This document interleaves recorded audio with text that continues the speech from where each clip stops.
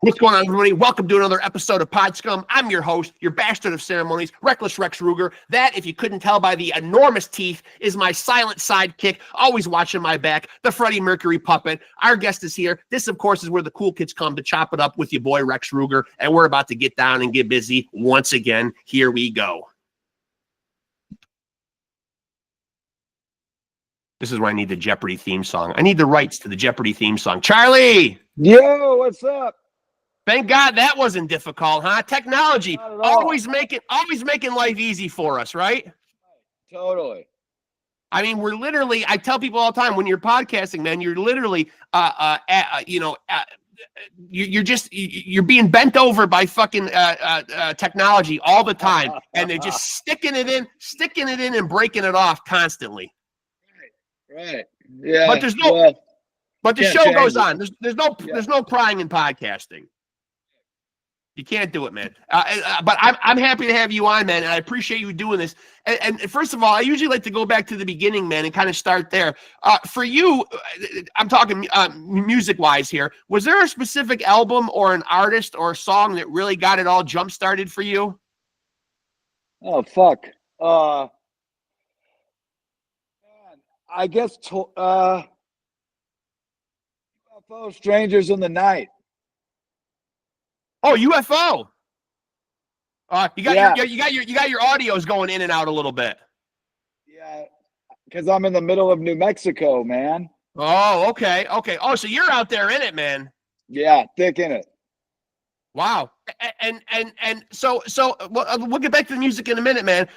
So living out where you live, and when we texted a little bit before we did this, and you used the term off the grid. Yeah, we're in New Mexico. We're about half an hour south of Santa Fe. Okay.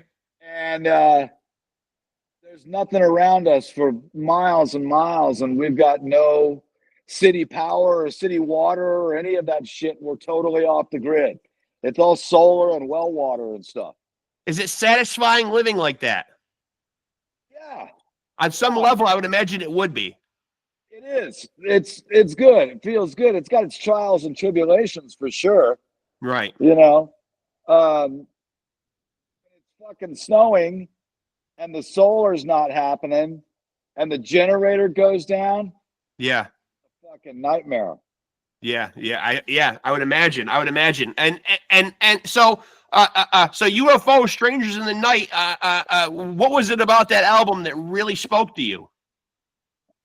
Shanker. Yeah, he's amazing, isn't he? Yeah. I mean, I don't know why I didn't end up being a guitar player. I play enough to write songs, but you know, I mean, Shanker, that's a whole nother league.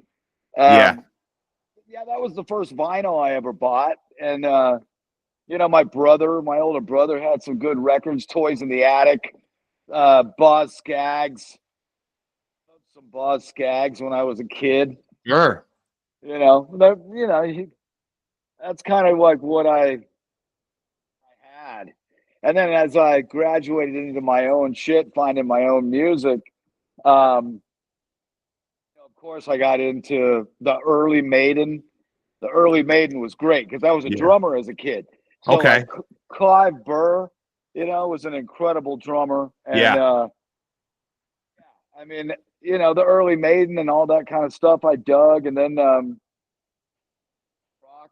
kind of got into punk rock, and kind of consumed me for some years. And then I realized there wasn't really any chicks in punk rock. No. It's a lot of guy worship, right? Yeah. It was kind of like, so I went from like that to doing the whole Sunset Strip, That's thing. what tricks are. Yeah.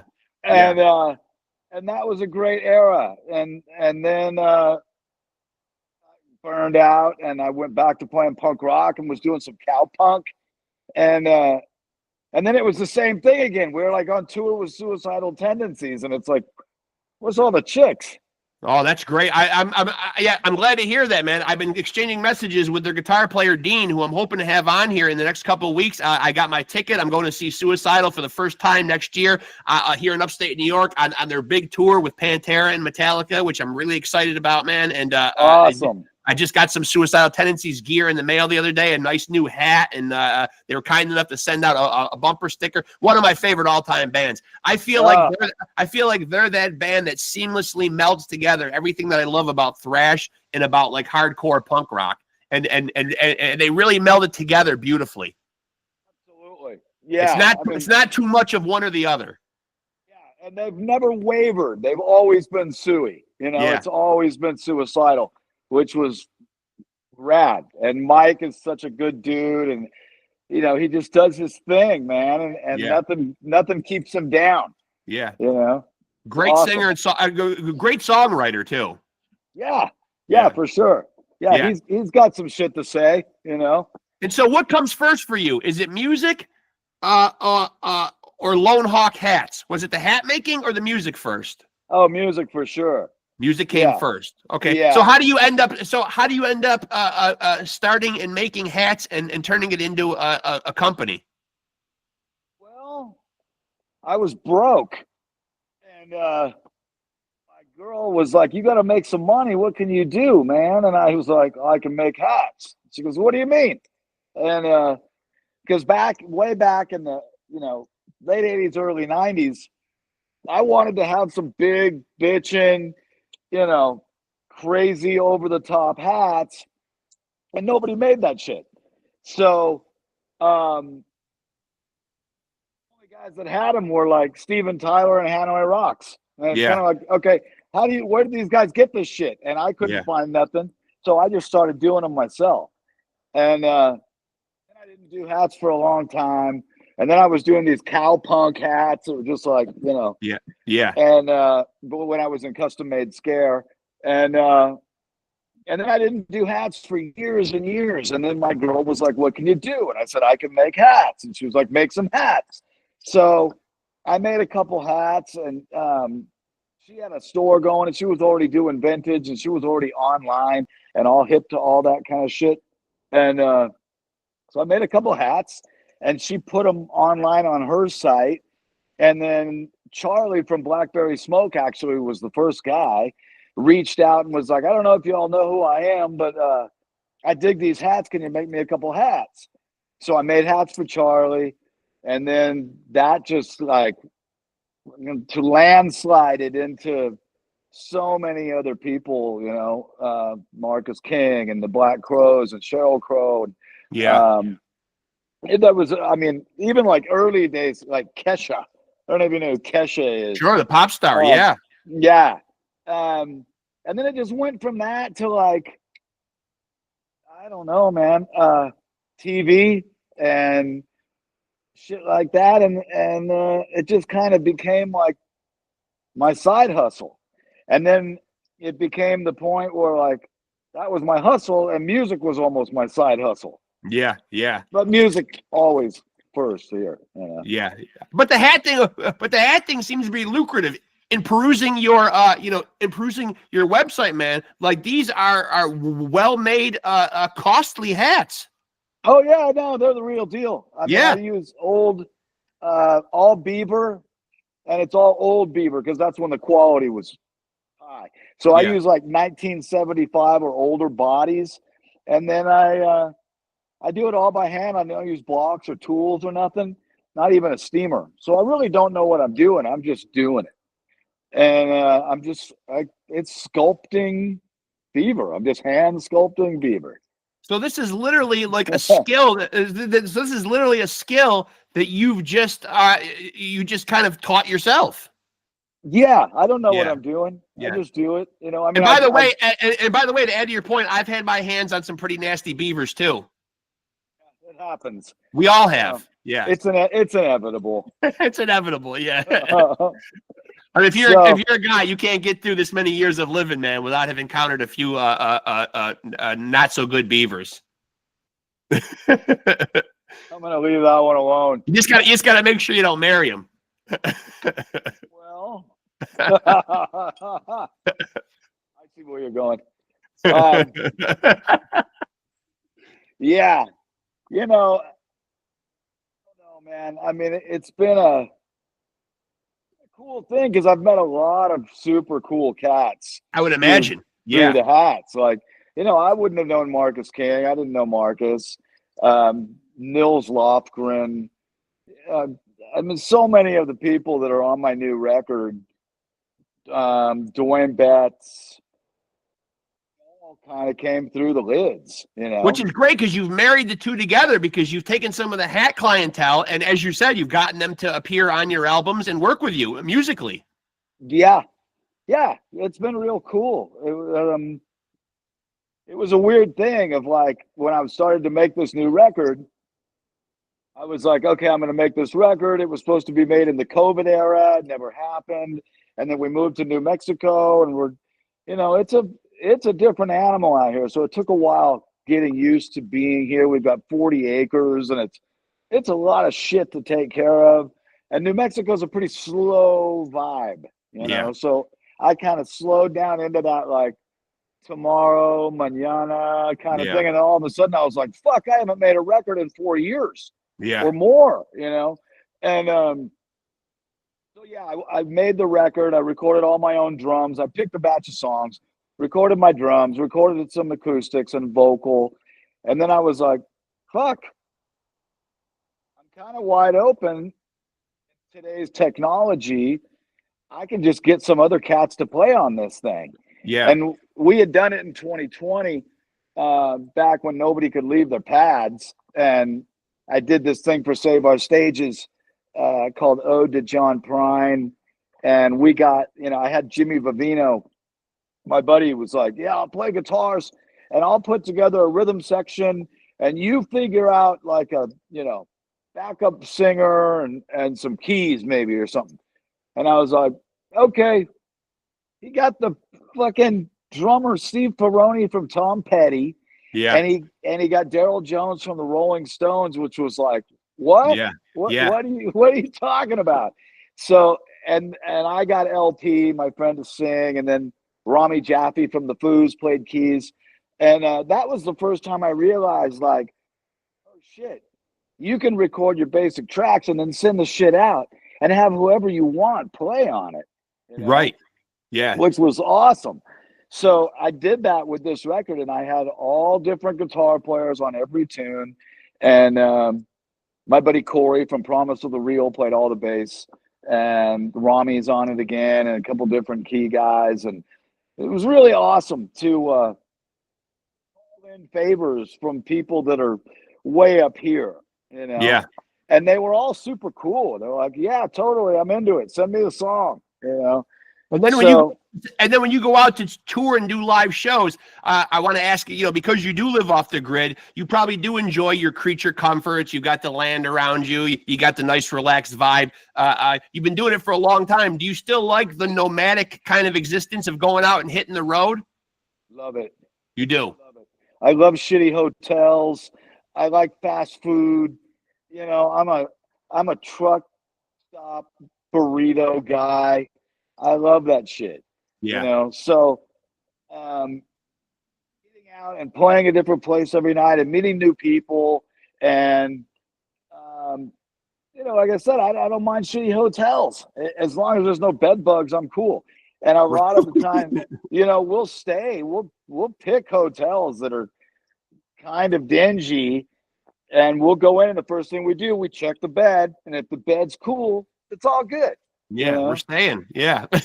Yeah. So, to answer your question, I mean, it's nice to get out and do the thing and rock out and play music and meet new people in every town, and spread the gospel of rock and roll. And then it's nice to come home, man, and slow down again and enjoy the land. It's so spiritual here, not to sound like a weird hippie, but No, I mean, it's a totally, New Mexico as a whole, there's so much old, and it's all native grounds, man, and it's wild.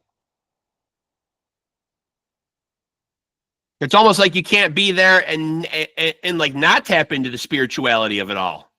There's no way around it. Yeah, You know, it's crazy. Yeah. And so you talked about the 80s Sunset Strip thing. Then when that segued into the 90s and grunge kind of hit, man, like what did you think about that whole movement when all of that kind of started?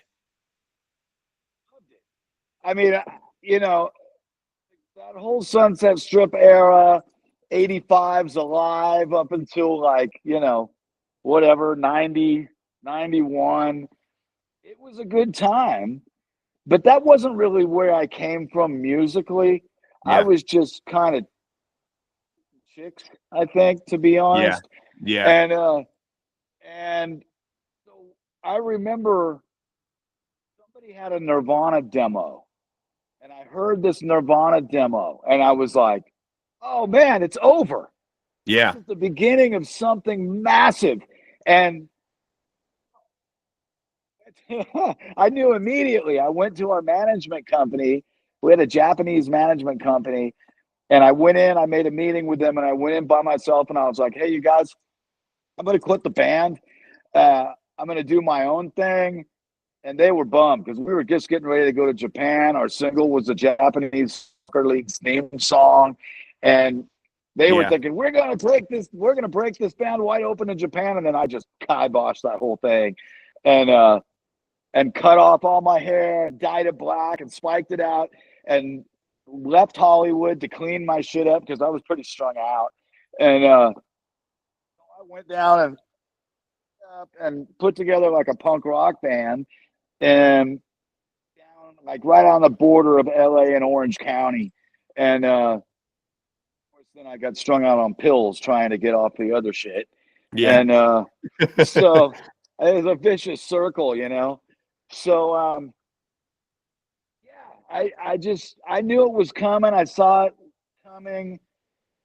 My arms were wide open for it. I mean, it was time, dude. It was almost like a cleaning out process. Like music was kind of getting a little derivative. Oh, it was getting so stupid, you know. Yeah. Yeah. I mean, and it's like it's like most of the guys looked more like chicks than the chicks did. Sure. But that's how all of the happening. You know, there was chicks loved it. Chicks loved that. Oh, they did. Yeah. It was a fun time, though. I mean, it was a fun time, but I think the music industry and the fans, I think, got a little sick of everything being sex, drugs, rock and roll. And then those songs came along with grunge, where they were just heavier, they were darker, there was more focus on the craftsmanship of music, you know? Yeah, they were saying something, you know? People had something to happened? say. Did I lose you? Oh, there you go. Okay. Yeah. Yeah. People had something to say. They did. You know? And it wasn't just about drugs and drinking and chicks, and that was old. I mean, that was, no pun intended, that was old hat. And it was.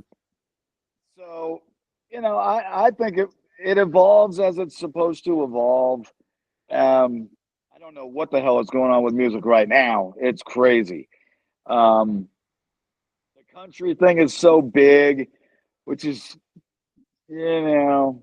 But can we really call it country, though? I was just having this conversation with someone today, though. Now it seems like every kid from some suburban area can throw a cowboy hat on and is suddenly country. And it doesn't really sound as much country as it does just kind of country-tinged pop rock.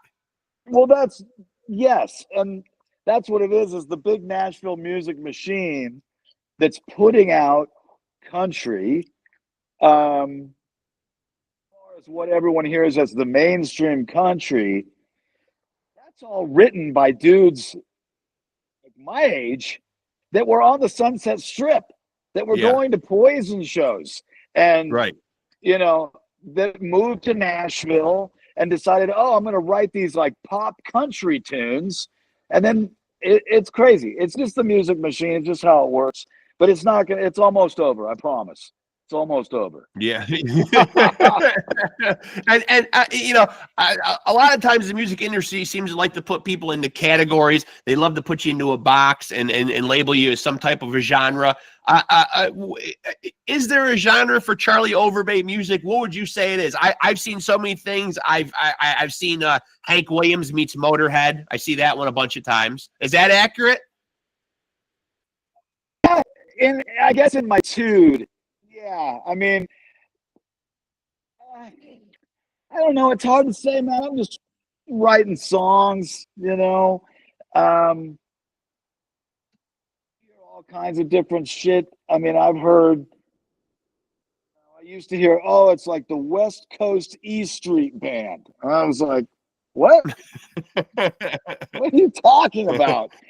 And then, like Lemmy said, he's like, oh, you're the punk rock spy in the house of honky tonk. And I was kind of like, yeah, makes sense. I mean, I really just want to be playing everything at 300 BPM. And and out there doing that like CowPunk kind of thing. But I'm 56 now.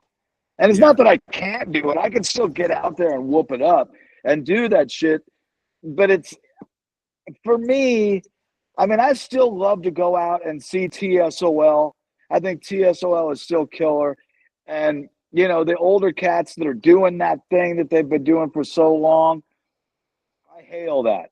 But coming out with new shit like that, 56, I don't know if it flies. Yeah.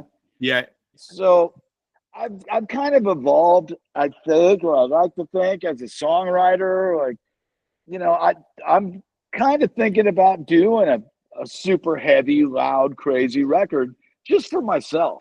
Yeah. Not even like thinking, oh, Outlaw Country Radio is going to pick this up because it's me, because they won't. They won't give a shit about it.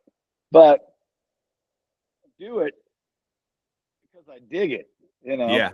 But you do make a good point, though, man. Being in your 50s, though, we do see, sometimes with disastrous results, we do see a lot of these legendary rock stars really taking a whooping on YouTube when people go and record what they're doing now. And maybe some of them, I don't want to mention any names, but maybe some of them have stayed at the party a little too long. Yes. I'm trying to put that as nicely as possible, and I'm sure they know who they are. And you do see people there, recording, and then they run home, and everybody is an armchair music critic now, and they're saying, oh, they're using backtracks, or they're not really playing, or they're using this smoke and mirrors and these tricks or whatever to make you think that they've still got the goods. And they're all doing it. They're all running tracks. If you go to any big size show, they're running tracks. Yeah. And it's baffling to me, like, Saturday Night Live, Right.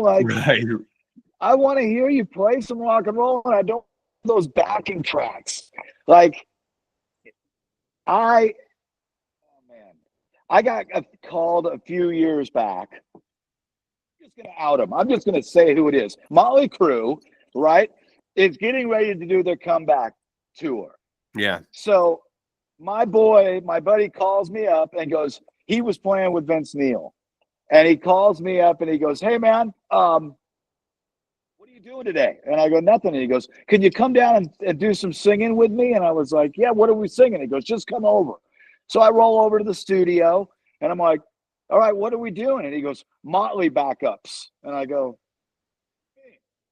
He goes, well, I'm going out with Vince and I've got we need the BGVs. We need the backup vocals to be flying. Yeah. So we're going to do like shout, okay. and all those things. So we do them the whole day doing just Motley backup vocals so that they can run tapes, right? And then Motley says, okay, we're going to do the comeback tour or whatever. This is a few years ago now, I guess. Yeah. So I go, I'm like, okay, I'm going to go to the very first show, like at the Palladium or somewhere. It was like a small thing in Hollywood that they did first. And I went to the show and it comes out, and all of a sudden, shout. And I was like, shit. Yeah. So they had just taken those vocals lazily rather than doing new ones. I guess Vince was like, I've already got them. Fuck it. And they used those things. But the whole time, it was so hard for me to enjoy Motley. And I loved that first Motley record, man, on Leather I love Records. him too. Yeah. Oh, the very first record was so good, the self-release. And But it was hard for me to sit there and watch Motley and be like, this is rad, because I kept hearing myself coming through on these tapes, and I was like, this isn't rad. Right. This isn't really rock and roll the way that I love it, you know? Yeah. So it was kind of cool because I can say that I toured with Motley Crue. Right. But, right. But I didn't. At least your voice did. Yeah. So, I mean, I think that exists now with every single band on that level, that era.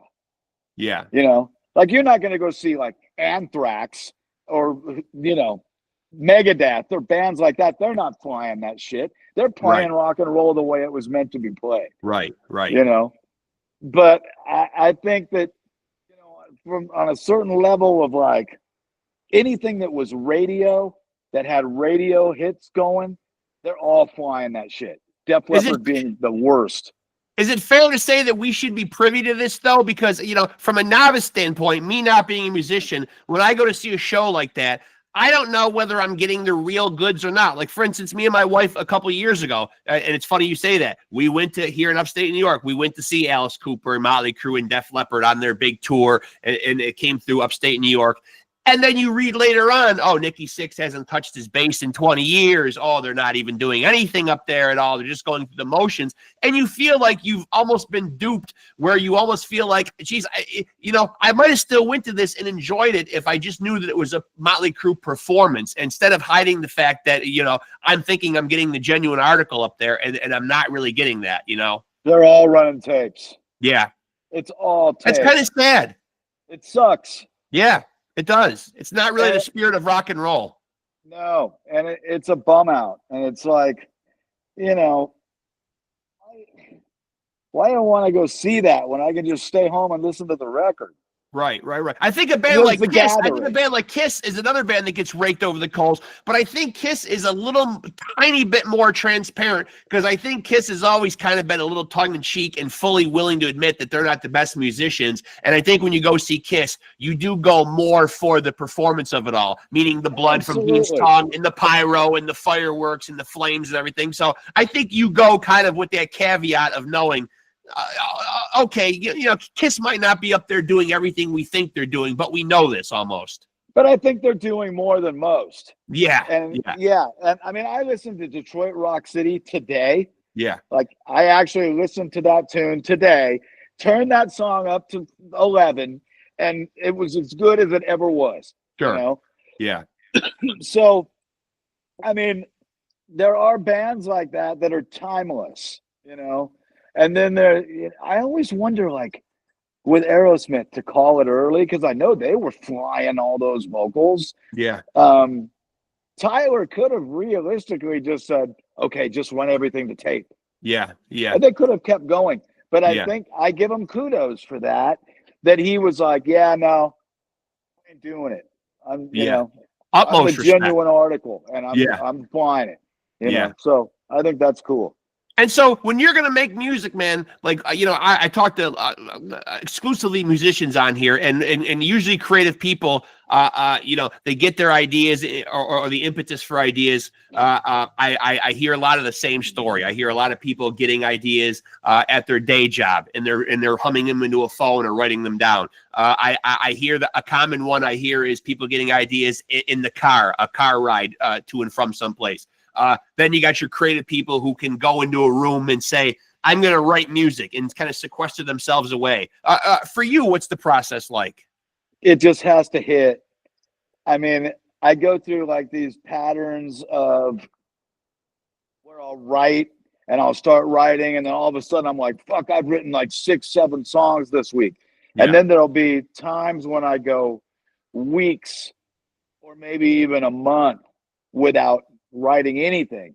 I think if you sit down, like some people, I've got friends that are like, yeah, man, I do writing exercises where I sit down every day and I make myself write something, and it's kind of like a job. Yeah. Yeah. It's kind of like, well, okay, I get it. But that's not how I'm inspired to do it. You know, I don't know how that, I think when you sit down and try to write something like that, you're gonna come up with some shit. Yeah.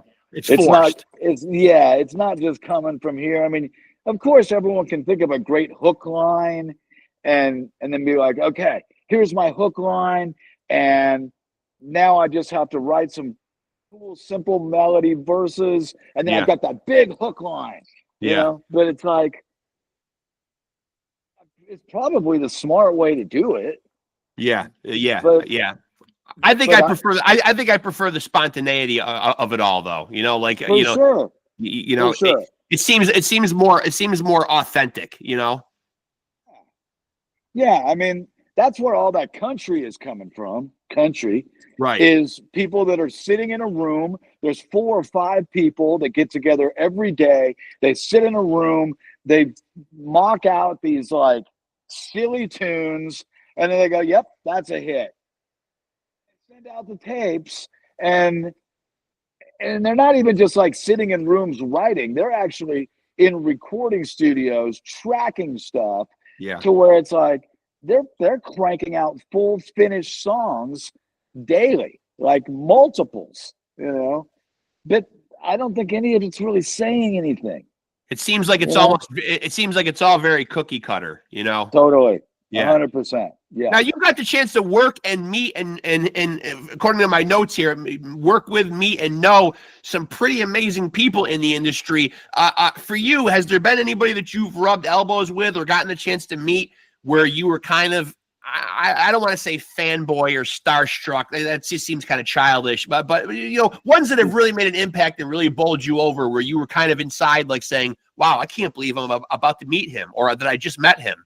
Lemmy, I was going to say that would probably be like a big one. I do have in my notes here that you had formed a relationship with Lemmy, who to me is on the Mount Rushmore of rock and roll always. Totally. Yeah. 100%. I mean, you know, I've been doing it so long, man, that I think when I was a kid, when I was like 15, 16, and you'd run into people in Hollywood or whatever, it was a bigger deal back then. But then again, I mean, that was before social media and stuff too, where now it's like everyone that's mysterious. Nobody's mysterious because everyone puts all their shit out there. I agree with you. I've had this very conversation with other guests. Yeah, I used to like when I knew a lot less about my favorite musical artists. Yeah, it was way more exciting, you know, because you could kind of create who you wanted them to be, like Alice Cooper, for instance. I don't want to think of Alice Cooper out golfing. I know. I remember having this conversation with somebody when I was young. Me and my friends, we were always pursuing like the next heaviest thing. How heavy and fast and obnoxious can we find our music? And you would find these death metal bands, and you look on the album or inside the thing, and it was always the same picture: 4 guys, hair in their face, couldn't see a thing. They're out in some wooded area. The picture is absolutely fucking terrifying, and you didn't know about these guys. And then you're matching it up with this growling, scary music, and you're like, holy fuck, whoever these 4 guys are, they're fucking terrifying. Yeah. And now you can find out everything you want about them, and as you said, that era of mystery is kind of gone. Oh, yeah, they're showing you what they had for breakfast this morning every day. Yeah. You know, it's I think the mystery and the danger of rock and roll is over. Yeah. Unfortunately, and I would love to say, oh, the kids are going to bring it back, but they're not. But it is a very double-edged sword, though, because as you say, it is great to use technology the way you're using it to reach out and make music with people that you can't be in the same room with, though. That's cool. That's cool, But I would gladly sacrifice that to go back to the time where you had to go out and pass out flyers and try to get people to come to your shows, you know. As a guy in my 50s, I as well, I would agree with that. I would much rather be back in that time too. Yeah. I mean, my daughter's 18 and she's building a music career, and she's a monster. And you know, she's an incredible talent, and I'm like, this is what you got to do. She's like, no, Dad, that's not how it works anymore. Yeah. You don't have to do all that. And I'm like, but you're losing the fundamentals of what it's all about. Right. Unfortunately, nowadays, it's not just the talent. Now it's being a social media presence, too. You got to have a lot of likes on Instagram and followers and this and that. Yeah. You've got to be like, you know, she'll put up like a TikTok thing. And then she's like, yeah, my TikTok had 124,000 views yesterday. And I'm like, ridiculous to me. You know what I mean? I'm struggling trying to, you know, be hip to the whole social media thing. And they tell you, oh, you got to post every day and you got to do this and you got to do that. And it's like, oh God, it's so tiring, man. And you end up, you know, doing the same shit as everyone else, sharing our views about this. People don't want to know my view about that, but I'm telling them anyway, because they're telling me that's what I got to do. Right. You know, we've all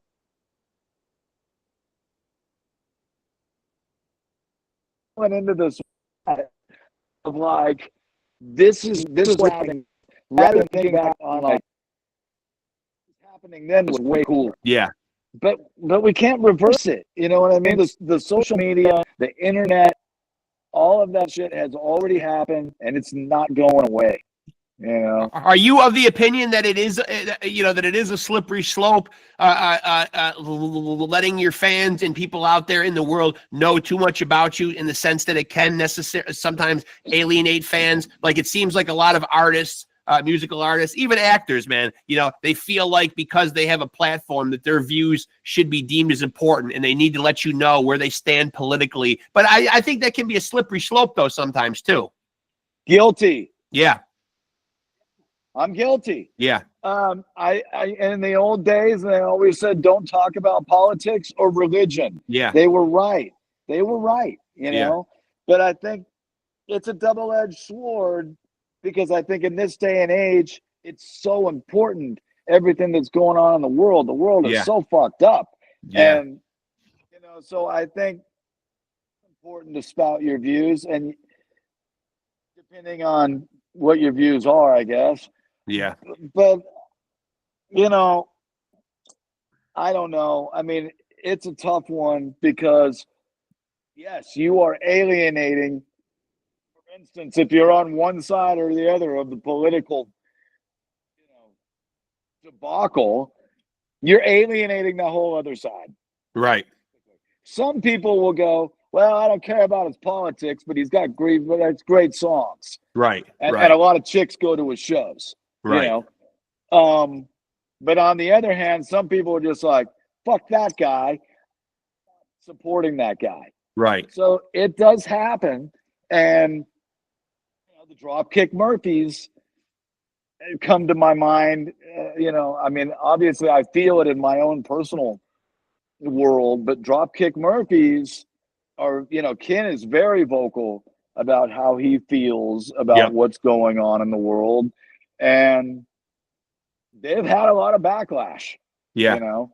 Yeah. So yeah, I mean, it's a tough thing, because it's like, what's more important? Fans and money, or what you believe is going to make a better place for your kids to live in? Right. You know? It's dicey. Yeah. It can be. And I want all of it. I want Right. fans, and I want money, and I want my kid to live in a perfect world. You know? Sure. Yeah. At the end of the day, fans and the money and, you know, all that shit, the kids living in a better world, for me, is more important. Because Agreed. Especially, you know, I mean, you know, I'm into grandchild mode now too, so I do think about that more. You know. Yeah. You know. I mean, in the early days, I never voted. Never ever voted in my life. From like, I remember my old man being like, "You better go vote." I'm like, "For what?"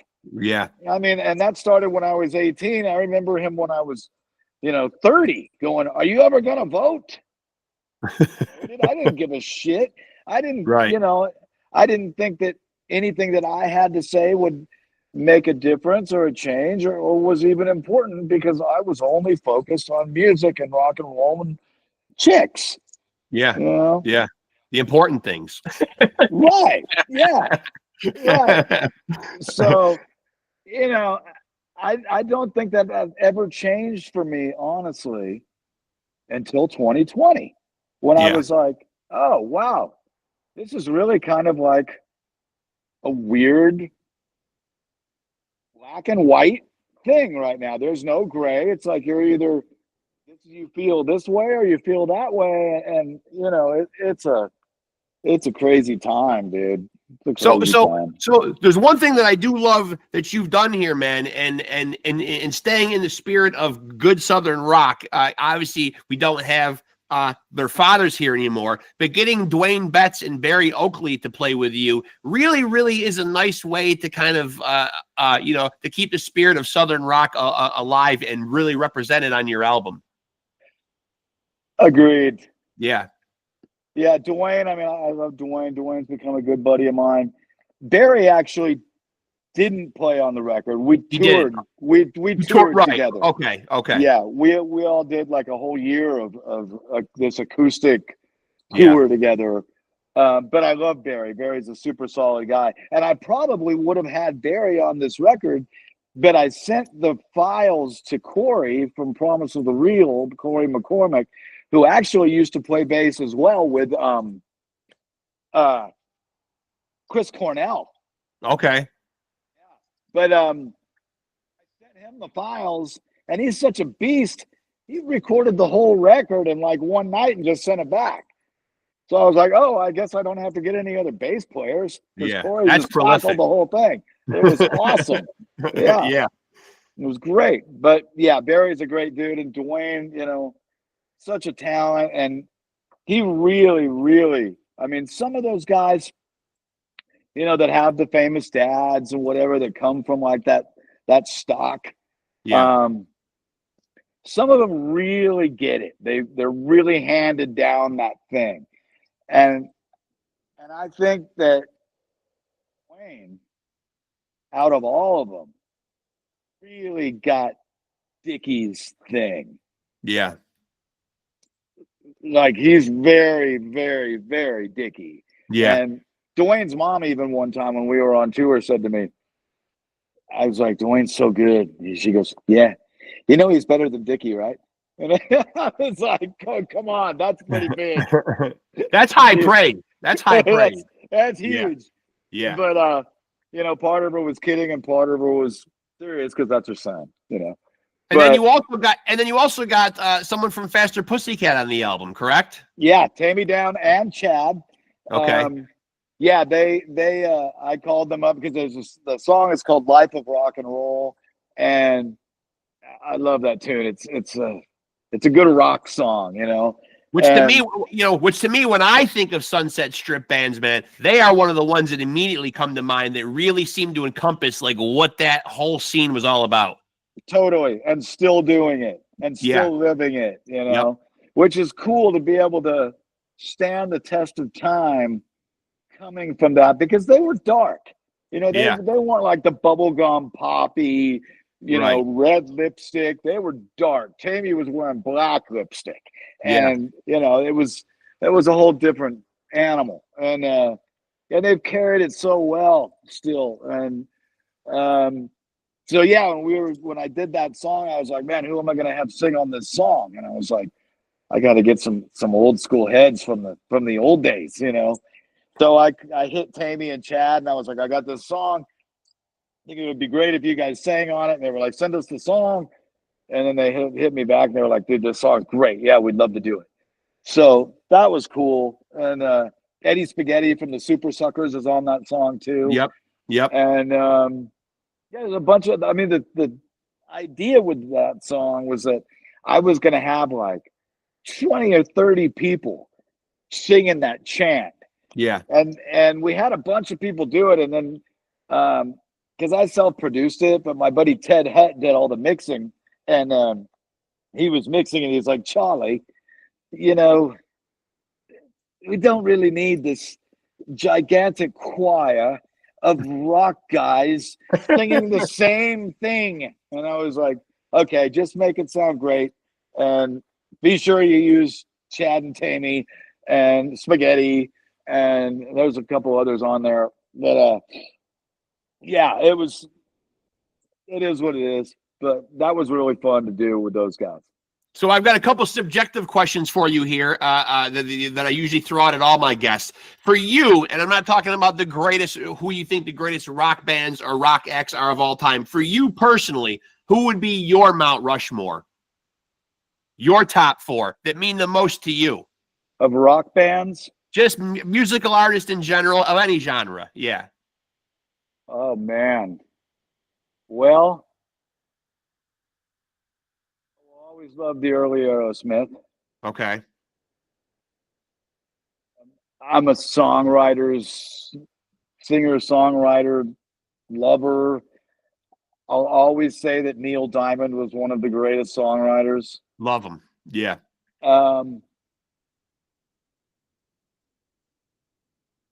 actually thought that Manilow, people usually think I'm just janking Bud, but I think that Manilow was a great writer too. Yeah. And could really pull at the heartstrings. And then as far as like rock and roll, like songwriters, I love Cheap Trick. Oh, great band. Yeah. Killer. Yeah. That's a hell of a Mount Rushmore. That's a hell of a Mount Rushmore right there. Yeah. Yeah.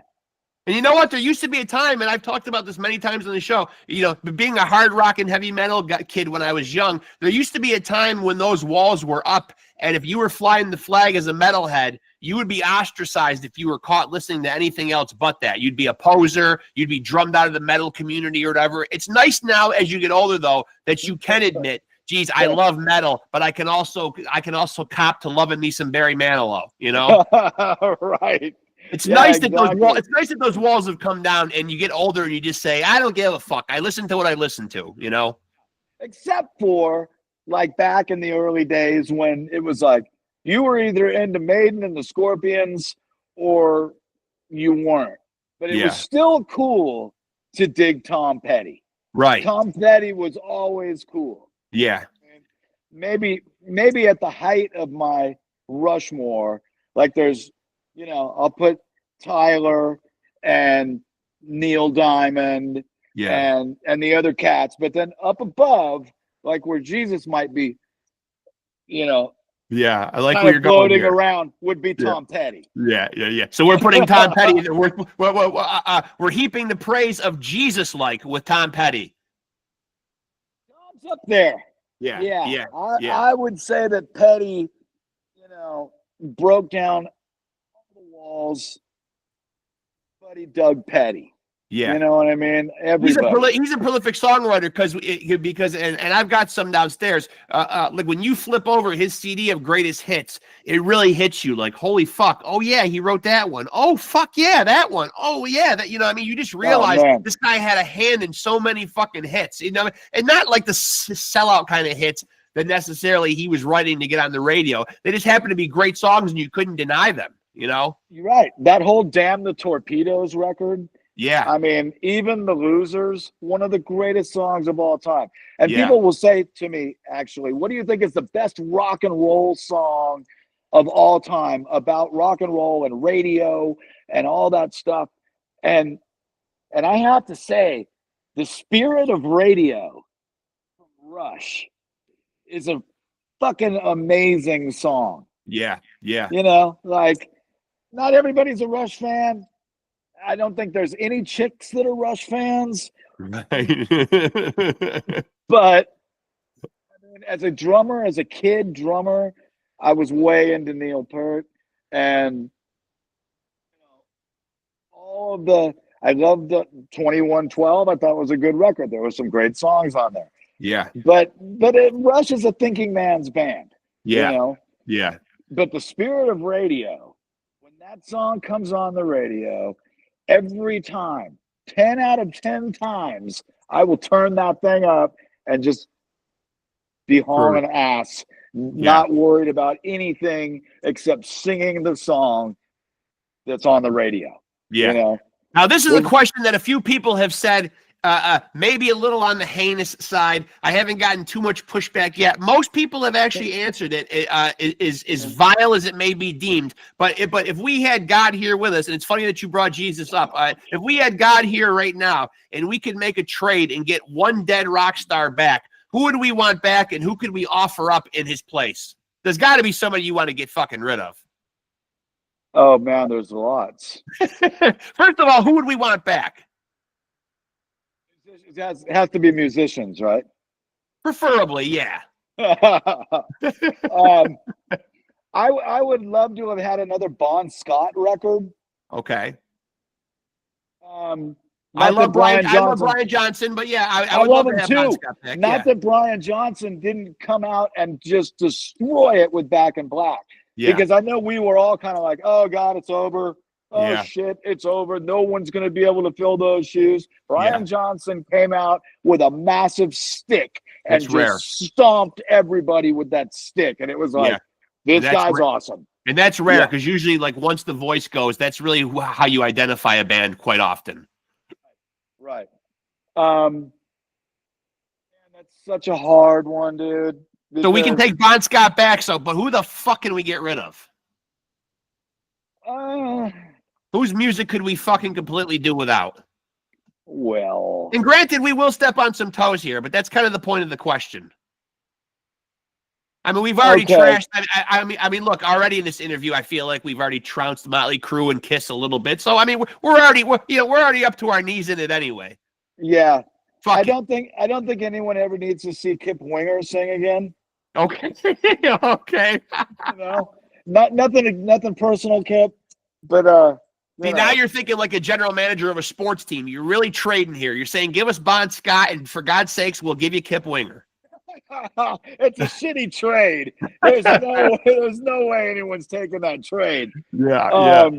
But I mean, there's like, I would put together a list of 10 or 20 people to trade in for Bon. You know? Oh, so you'd make this like one of those big package, like you're really thinking like a sports GM. Like, we're gonna package together. Yeah. Massive package deal. I'll give you guys a whole team. Yeah. A whole team of fucking faded rockers just for one more Bon record. Yeah. And I've heard a few good names on here. I have heard people want Lemmy back. I've already heard Dimebag Darrell a couple of times. You know what I mean? Sure, so, I have heard some pretty damn good ones. I think I've heard Lane Staley from Alice in Chains. We could take him back. And it's always, I might not necessarily always agree with who the person wants back, although I think I have agreed with most of them, but I'm always down with whoever the fuck they want to get rid of. Somebody fucking said, I'll take Dimebag back and they can have fucking Beyonce. Done deal for me. Oh, yeah, sure. I mean, it's hard because I've had so many friends die.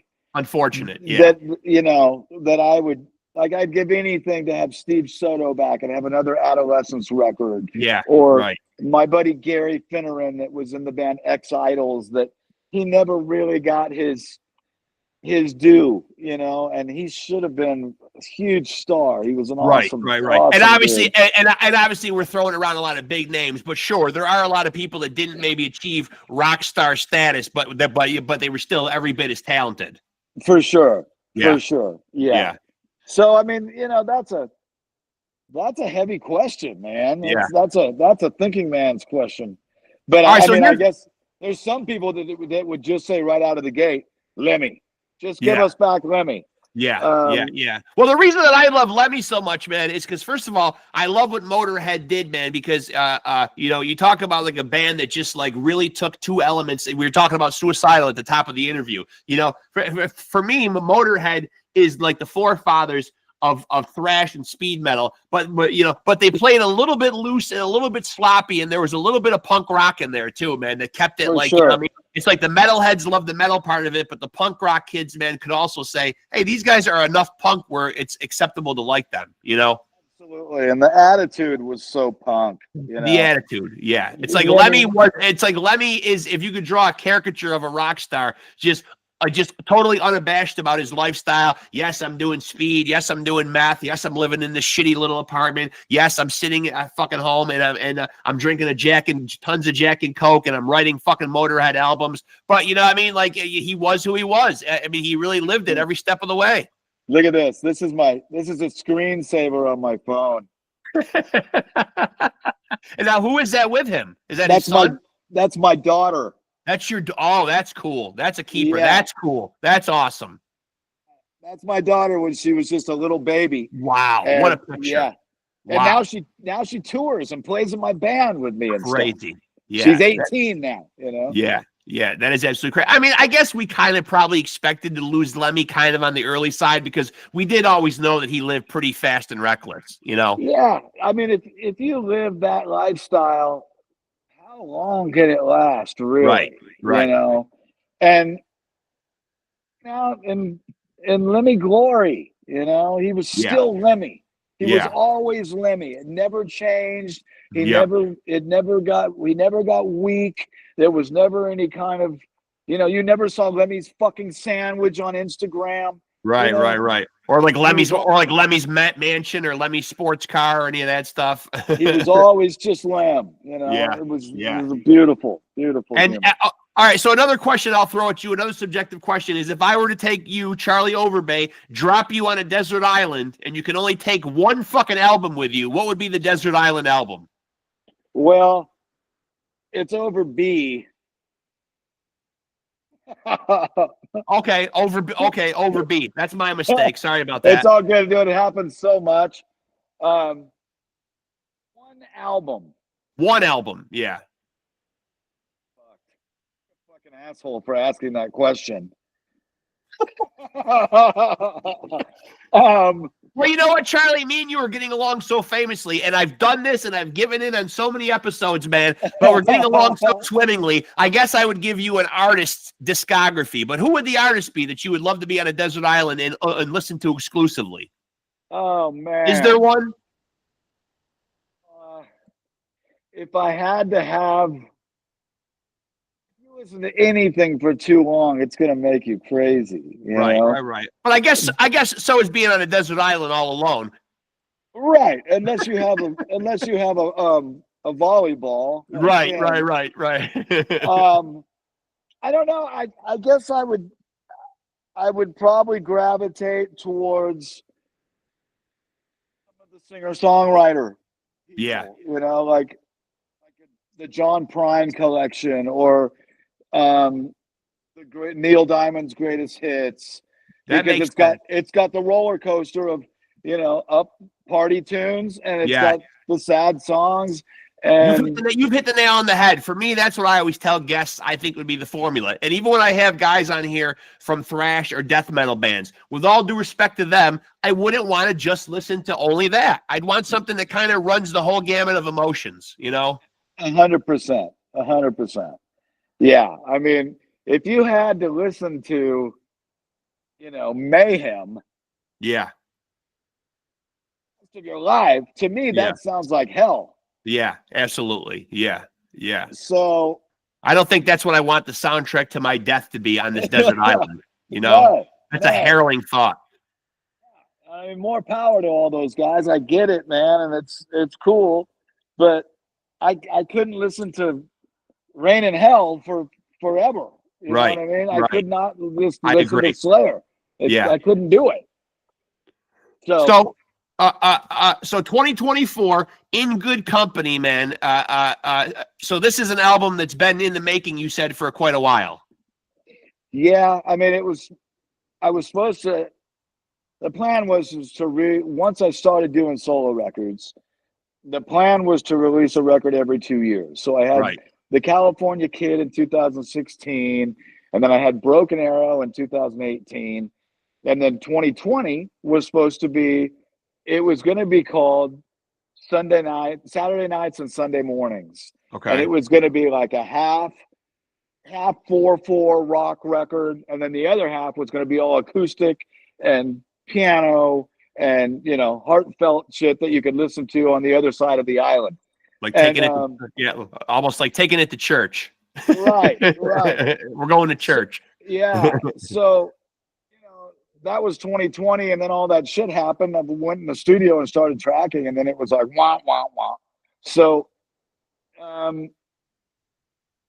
before I knew it, I mean, we moved here in 2021 to New Mexico, and then knew it was 2023, and I was like, man, I gotta make a new record. I gotta get a record out in 24, or I can be dead next year. What am I doing? You know? Right.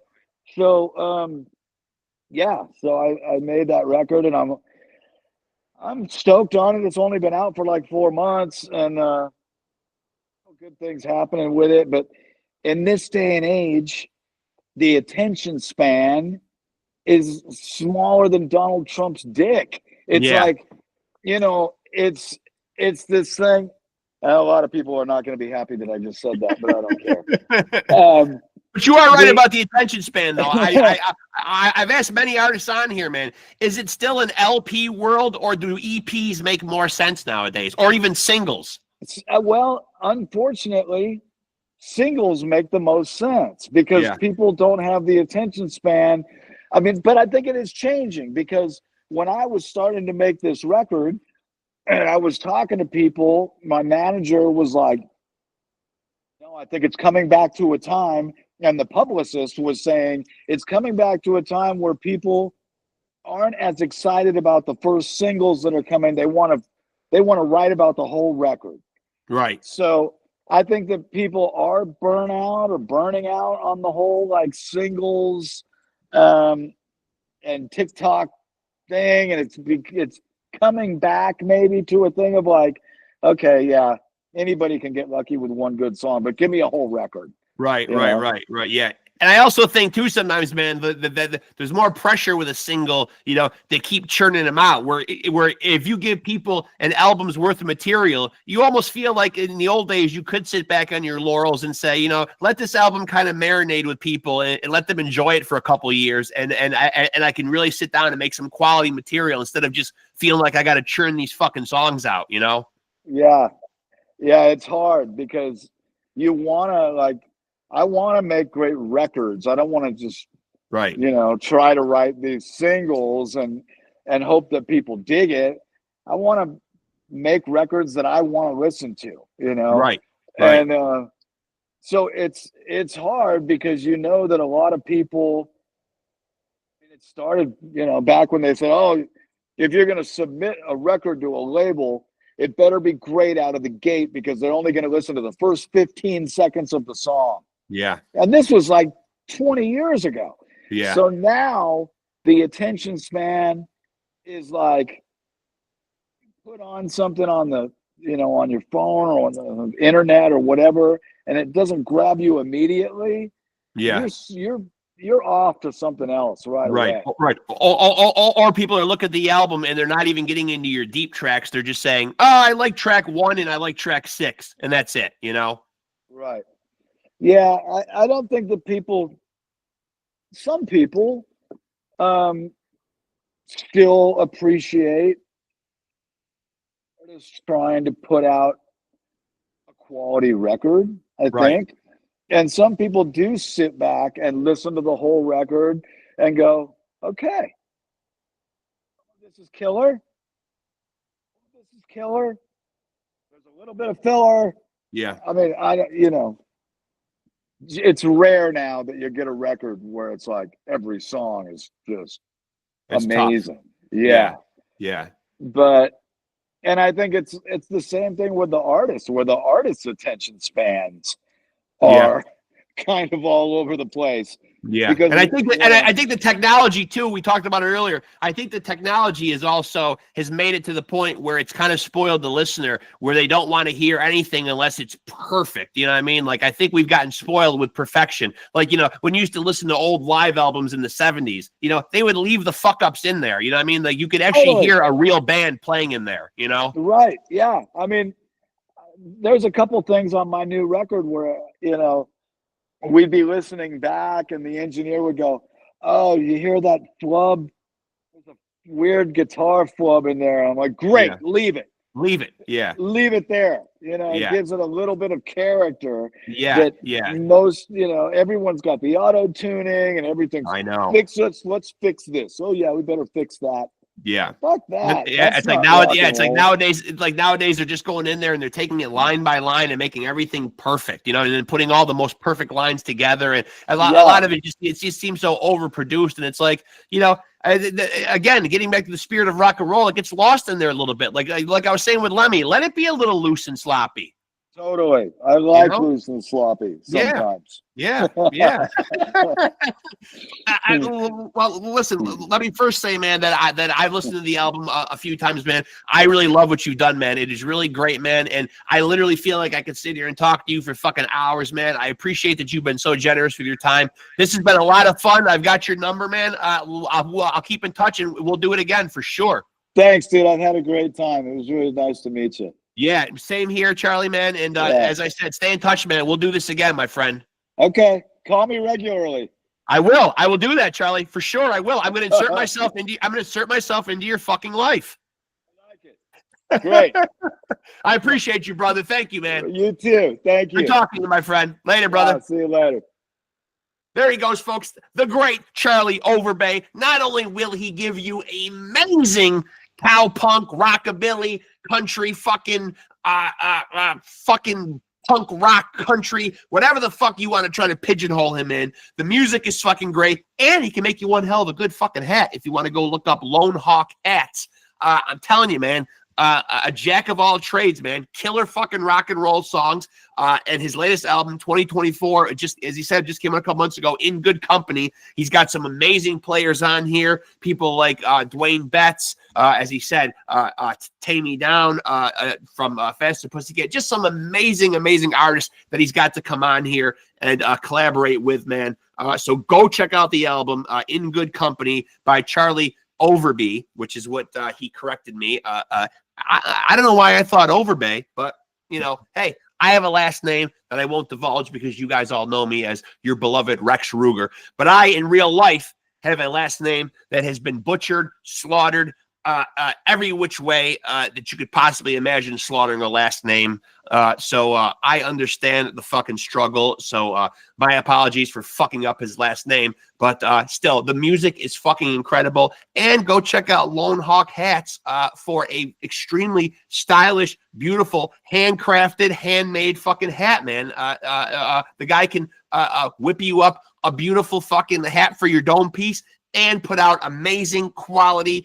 Again, call it what you want. Cowpunk, rockabilly, just good old-fashioned Southern fucking rock and roll, outlaw country. There's a little bit of everything in here. As I said, one rock journalist was quoted as saying, Hank Williams meets Lemmy from Motorhead. So, you know, there you have it right there. If that sounds fucking appealing to you, then Charlie is the fucking guy for you. But definitely go hip yourself to this album, In Good Company, and hip yourself into all the back stuff that Charlie's done, man, because he's got some great fucking work out there.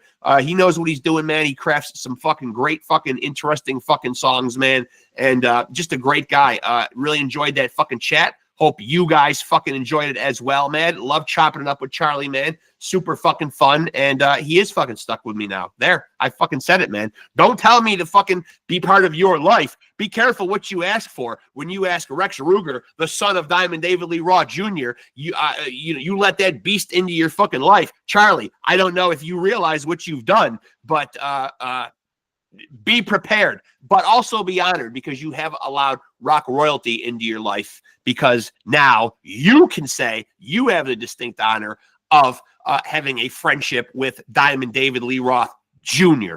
And if you couldn't tell, shame on you. So that was a lot of fun, man. As I said earlier, make sure to like, subscribe, hit the notification bell. I'm going to give myself one more look at the end of that fucking interview just to make sure the Roth quaff is still in order. Thanks, Pops, man, for these godlike rock star good looks. And I'm also going to thank, once again, the product that gets it done for me. It won't get it done for you. It will to an extent, but never this good looking. But still, give it a try. Give it a whirl. Up your fucking game a little bit, man. Get your fucking quaff in fucking order, man. Maybe you can achieve a fraction of the amazing rock star looks that I fucking have. Probably not, but hey, try anyway. Aim high. That's what I want the message to be that we take away from today. Anyway, great conversation with Charlie. Really appreciate him doing that. Super honored to have him on, man. Check out Lone Hawk hats if you want to get your dome piece fucking covered up right. And also go check out his latest album, 2024 is In Good Company. Some great collabs on there and just some great fucking rock and roll. And I'm going to leave it at that. And I'm not even going to put a genre on it, man. Go check it out. And make sure to like and follow Pod Scum on Facebook and like, subscribe, and hit the notification bell on this channel to stay tapped in to the place where all the cool kids come to chop it up with your boy, Reckless Rexx Ruger. And with that being said, let me end these episodes the way I always do by reminding you to take it easy and keep it sleazy.